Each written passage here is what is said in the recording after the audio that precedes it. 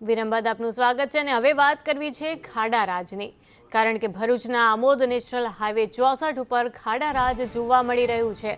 મલ્લા તળાવથી અર્ચના petrol pump સુધી ખાડા જ ખાડા હોય તેવું લાગી રહ્યું છે। 20 કરોડના ખર્ચે અહીં રોડ બનાવવામાં આવ્યો, પરંતુ 4 મહિનામાં જ આ રોડે સાથ છોડી દીધો અને મોટા ખાડાઓથી વાહન ચાલકોમાં અકસ્માતનો ભય પણ છે।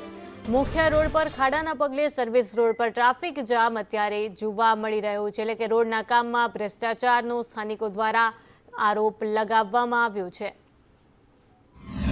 ગોંડલ જાવ તો ને સાહિતા જાઉં છું। શું થયું તમારી ગાડી? અહીંયા ફસાઈ ગઈ ગાડી, પોપલો તૂટી ગઈ। તો શું કહેશો આ રોડને? આ રોડ સરકાર બનાવે સારું હોય, નકર પછી આમાં તો પોપા લેવાના જ છે। કેટલા સમયથી આ રોડને તમે આવો છો? હું આજે 10 થી 15 વર્ષથી આવું છું। આની આ પોઝિશન છે આ રોડ। કેટલી ગાડીઓ અહીંયા અત્યારે પલટી મારતો?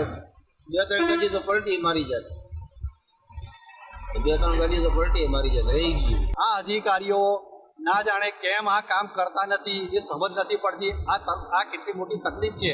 અહીંયાથી તમે જોઈ શકો છો કે મોટા મોટા સાધનો જે 20 ટાયર 22 ટાયરના સાધનો અહીં જઈ રહેલા છે।